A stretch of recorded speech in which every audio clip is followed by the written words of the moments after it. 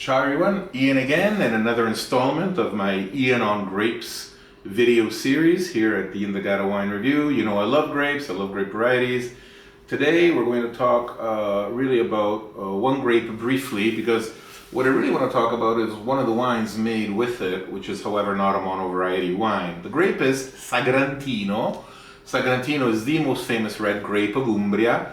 The name probably comes from Sagra or Sacre, which basically means the Mass. It's a wine that was used, served at Mass and Christian functions. It's Italy's probably most tannic grape variety, along with Pignolo in Friuli, Venezia Giulia.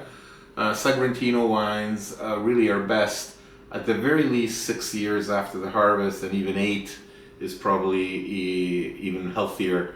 The tannins are very powerful and they require time to resolve, but when they do, the wine is a beautifully rich, dense, thick red wine with lots of power, perfect for any steak or any wild game, venison, boar, whatever you can think of that you might want to eat.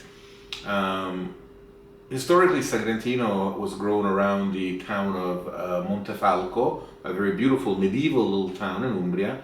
There are other towns, the territories of which are partly included in the denomination of the wine called Montefalco Sagrantino. The other towns are Bevagna, which is one of the most beautiful medieval cities in Italy. I really urge you to take a visit.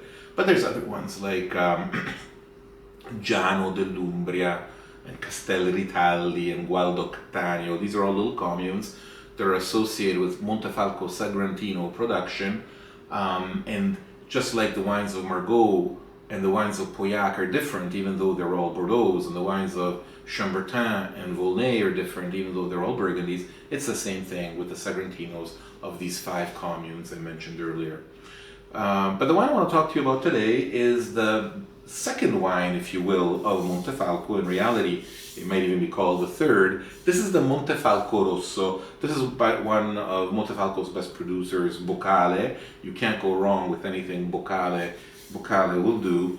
The Montefalco Rosso is something I want to talk about because I often find people get confused.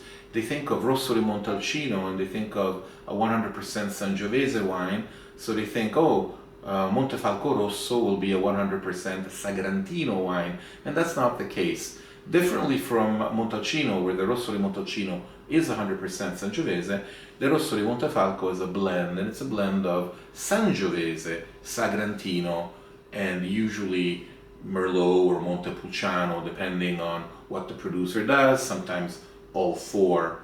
But Montefalco Rosso is a mostly Sangiovese wine, therefore it is much lighter, much fresher, much less dark colored than the Montefalco Sagrantino wine, which is a 100% Sagrantino wine. So it was actually a very clever thing that the producers at Montefalco did by creating the Montefalco Rosso denomination and the Montefalco Sagrantino denomination. They essentially have 2 very different wines. With Montefalco Rosso, they get a bright red, cherry, fruity, zippy little wine that's great with pizza, pasta, and burgers. With Sagrantino and Montefalco, they have a much more intense, concentrated, rich wine. So there's a little bit something for everybody.